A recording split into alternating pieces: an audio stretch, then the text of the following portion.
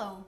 While I explained in my blog article how you can create sitemaps and what different kinds there are, I want to reflect in this video about my key learnings during our presence weekend by the end of April.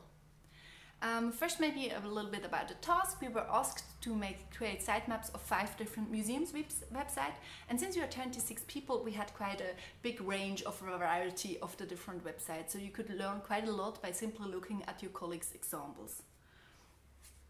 So, and what I've really found out is that I'm more like a classical person. So I'm already familiar with Visio. I was familiar with the visual vocabulary of Garrett. So I simply decided to use Visio, maybe add in some hashtags for certain content types like filter, and that was it. So I really decided to stick to that kind of classical version.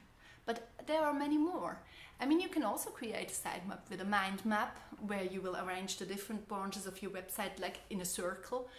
Or you can even go as far as creating an Excel and including all the internal links of your website if you want to emphasize on that part.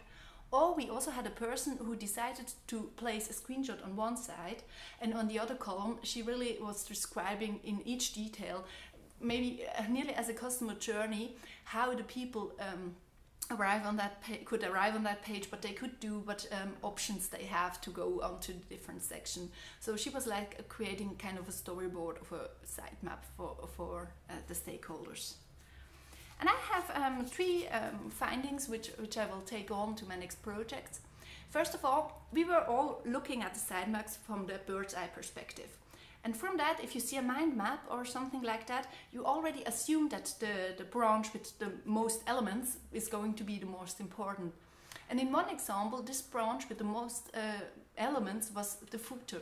So if you decide to include the footer, which is a very good idea, I think, you should take care that it's not going to be the biggest branch in your sitemap, because then it can be confusing for people from far away, that they will already assume something in your sitemap, and then you kind of misbalance what you want to tell. The second thing is that it's really important to also have a look at such elements as footer, service navigation, header. I mean, you can also decide to include those different navigation points with kind of links or arrows going deeper into the branches. But I think for explanation reason, it can be very important to have a look at this intersectional relationship between different branches of the website too. And the third thing which really came up is that you have to balance and you have to make a choice. You cannot bring everything into one sheet, but you can decide to bring everything on one sheet to have a quick overview, as I did. But on the other hand, if you want to walk your stakeholders through the different aspects, you can also create a 10 pages long document.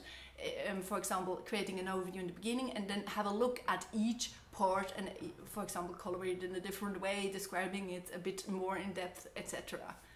Yeah, this was really interesting to have a look at all these different sitemaps, and I hope I could bring you on some key aspects to think about too. And I'm looking forward to hear from you, or to, if you want to have some further questions, please contact me. Thank you.